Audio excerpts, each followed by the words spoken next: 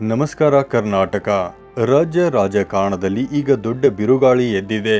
DK Shivakumar ಅವರು ಮುಖ್ಯಮಂತ್ರಿಯಾಗಿ ಅಧಿಕಾರ ವಹಿಸಿಕೊಂಡ ಬೆನ್ನಲ್ಲೇ ವಿರೋಧ ಪಕ್ಷ ಬಿಜೆಪಿ ಸುಮ್ಮನೆ ಕುಳಿತಿಲ್ಲ ಅನ್ನೋ ಮಾತುಗಳು ಕೇಳಿ ಬರುತ್ತಿವೆ. ತೆರೆಮರೆಯಲ್ಲಿ ಆಪರೇಷನ್ ಕಮಲ ಮತ್ತೆ ಶುರುವಾಯ್ತಾ? ಡಿಕೆಶಿ ಸರ್ಕಾರವನ್ನ ಕೆಡವಲು ಬಿಜೆಪಿ ಎಂತಹ ಚಕ್ರ ವ್ಯೂಹ ಹೂಡುತ್ತಿದೆ.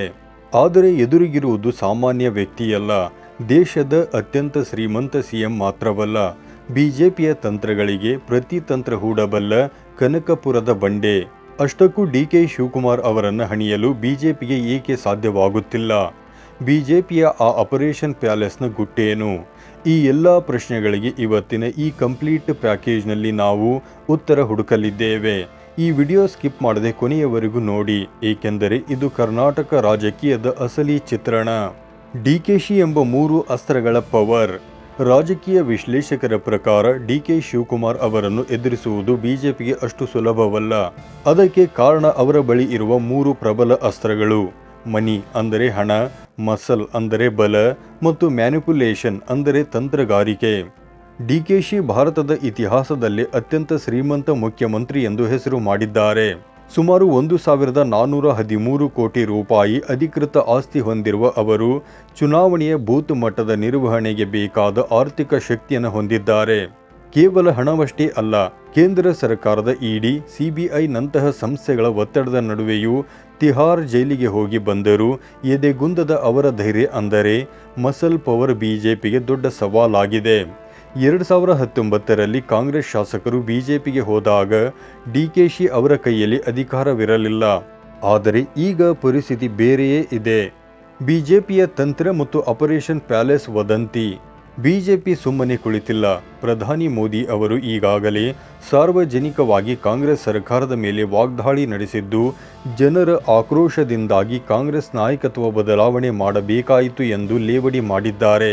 ಅತ್ತ ಬಿಜೆಪಿಯ ರಾಜ್ಯಾಧ್ಯಕ್ಷ BY ವಿಜಯೇಂದ್ರ ಅವರು ಸಿಎಂ ಬದಲಾವಣೆಯಿಂದ ರಾಜ್ಯದ ಅಭಿವೃದ್ಧಿ ಆಗುವುದಿಲ್ಲ ಎಂದು ಟೀಕಿಸುತ್ತಿದ್ದಾರೆ. ಆದರೆ ಅಸಲಿ ಸುದ್ದಿ ಇರೋದು ಆಪರೇಷನ್ ಪ್ಯಾಲೇಸ್ ಬಗ್ಗೆ. ರಾಮಲಿಂಗಾರೆಡ್ಡಿ ಅವರಂತಹ ಹಿರಿಯ ನಾಯಕರು ಸಚಿವ ಸ್ಥಾನಕ್ಕೆ ರಾಜೀನಾಮೆ ನೀಡಿದ್ದು ಬಿಜೆಪಿ ಪಾಲಿಗೆ ವರದಾನವಾಗಿದೆ. ನೆರೆಯ ಆಂಧ್ರ ಪ್ರದೇಶದ ನಾಯಕರ ಜೊತೆ ಡಿಕೆಶಿ ಅವರಿಗೆ ಇರುವ ಸಂಬಂಧ ಮತ್ತು ಗಾಲಿ ಜನಾರ್ದನ್ ರೆಡ್ಡಿ ಅಂತವರ ಮೂಲಕ ಬಿಜೆಪಿ ಕಾಂಗ್ರೆಸ್ ಸರ್ಕಾರವನ್ನು ಕೆಡವಲು ಪ್ಲಾನ್ ಮಾಡ್ತಿದೆಯಾ ಅನ್ನೋ ಸಂಶಯ ಈಗ ರಾಜಕೀಯ ವಲಯದಲ್ಲಿದೆ. ಡಿಕೆ ಶಿವಕುಮಾರ್ ಅವರ ಕೌಂಟರ್ ಅಟ್ಯಾಕ್. ಬಿಜೆಪಿ ಏನು ಮಾಡುತ್ತಿದೆ ಎಂಬುದು ಡಿಕೆಶಿ ಅವರಿಗೆ ಚೆನ್ನಾಗಿ ಗೊತ್ತು.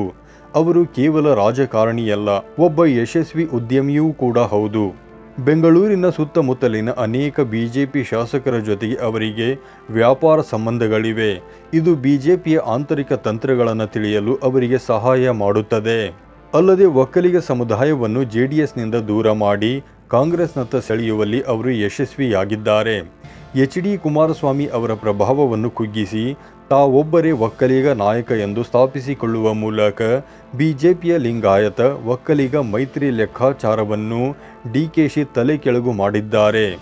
ಸಿದ್ದರಾಮಯ್ಯ ಮತ್ತು ಡಿಕೆಶಿ ನಡುವಿನ ಶೀತಲ ಸಮರ. ಬಿಜೆಪಿಯ ಅತಿ ದೊಡ್ಡ ಆಸೆ ಎಂದರೆ ಸಿದ್ದರಾಮಯ್ಯ ಮತ್ತು ಡಿಕೆ ಶಿವಕುಮಾರ್ ನಡುವೆ ಭಿನ್ನಾಭಿಪ್ರಾಯ ಮೂಡಿಸುವುದು. ಸಂಪುಟ ರಚನೆಯಲ್ಲಿ ಸಿದ್ದರಾಮಯ್ಯ ಅವರ ಬೆಂಬಲಿಗರಿಗೆ ಹೆಚ್ಚು ಸ್ಥಾನ ಸಿಕ್ಕರೆ ಡಿಕೆಶಿ ಅವರಿಗೆ ಹಿನ್ನಡೆಯಾಗುತ್ತದೆ. ಜಾತಿ ಗಣತಿ ವರದಿಯನ್ನು ಸಿದ್ದರಾಮಯ್ಯ ಅವರು ಡಿಕೆಶಿ ಕೈಗೆ ನೀಡಿದ್ದಾರೆ. ಇದು ಒಂದು ರೀತಿಯ ಟೈಮ್ ಬಾಂಬ್ ಇದ್ದಂತೆ. ಈ ವರದಿಯನ್ನು ಜಾರಿಗೊಳಿಸಿದರೆ ಒಕ್ಕಲಿಗರು ಸಿಟ್ಟಾಗಬಹುದು, ಜಾರಿಗೊಳಿಸದಿದ್ದರೆ ಹಿಂದುಳಿದ ವರ್ಗಗಳು ದೂರವಾಗಬಹುದು. ಬಿಜೆಪಿ ಇದನ್ನೇ ಅಸ್ತ್ರ ಮಾಡಿಕೊಳ್ಳಲು ಕಾಯುತ್ತಿದೆ. ಇನ್ನು ಬೆಂಗಳೂರಿನ ಸಮಸ್ಯೆ ಮತ್ತು ಬಿಜೆಪಿಯ IT ಅಸ್ತ್ರ. ಇತ್ತೀಚೆಗೆ ಬೆಂಗಳೂರಿನ ಮಳೆ ಮತ್ತು ಪ್ರವಾಹ ವಿಚಾರದಲ್ಲಿ ಬಿಜೆಪಿ AI ವಿಡಿಯೋಗಳ ಮೂಲಕ ಡಿಕೆ ಶಿವಕುಮಾರ್ ಅವರನ್ನು ಟೀಕಿಸುತ್ತಿದೆ. ಬೆಂಗಳೂರು ನಗರಾಭಿವೃದ್ಧಿ ಸಚಿವರಾಗಿ ನಗರದ ಮೂಲ ಸೌಕರ್ಯ ಸುಧಾರಿಸುವುದು ಅವರಿಗೆ ದೊಡ್ಡ ಸವಾಲಾಗಿದೆ.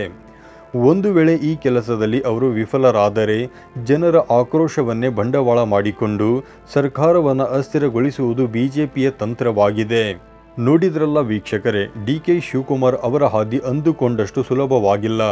ಒಂದು ಕಡೆ ಆಪರೇಷನ್ ಕಮಲದ ಭೀತಿ, ಇನ್ನೊಂದು ಕಡೆ ಪಕ್ಷದ ಒಳಗಿನ ಅಸಮಾಧಾನ, ಮತ್ತೊಂದೆಡೆ ಹೈಕಮಾಂಡ್ ಮೆಚ್ಚಿಸುವ ಅನಿವಾರ್ಯತೆ. ಆದರೆ ಡಿಕೆಶಿ ಸುಲಭವಾಗಿ ಸೋಲೋಪುವ ನಾಯಕನಲ್ಲ. ಹಣ, ಬಲ ಮತ್ತು ಚಾಣಾಕ್ಷ ಬುದ್ಧಿಯನ್ನು ಹೊಂದಿರುವ ಅವರು ಬಿಜೆಪಿಯ ಚಕ್ರ ವ್ಯೂಹವನ್ನು ಹೇಗೆ ಭೇದಿಸ್ತಾರೆ ಅನ್ನೋದನ್ನು ಕಾದು ನೋಡಬೇಕು. ಈ ಸರ್ಕಾರದ ಭವಿಷ್ಯದ ಬಗ್ಗೆ ನಿಮ್ಮ ಅಭಿಪ್ರಾಯವೇನು? ಡಿ.ಕೆ. ಶಿವಕುಮಾರ್ ಅವರು ಬಿಜೆಪಿಯ ತಂತ್ರಗಾರಿಕೆಯನ್ನು ಮೆಟ್ಟಿ ನಿಲ್ತಾರಾ? ಕಮೆಂಟ್ ಮಾಡಿ ತಿಳಿಸಿ. ವಿಡಿಯೋ ಇಷ್ಟವಾಗಿದ್ದರೆ ಶೇರ್ ಮಾಡಿ. ಸುದ್ದಿಗಳ ನಿರಂತರ ಅಪ್ಡೇಟ್ಸ್ಗಳಿಗಾಗಿ ನಮ್ಮ ಚಾನಲ್ ಸಬ್ಸ್ಕ್ರೈಬ್ ಮಾಡಿ. ಧನ್ಯವಾದಗಳು.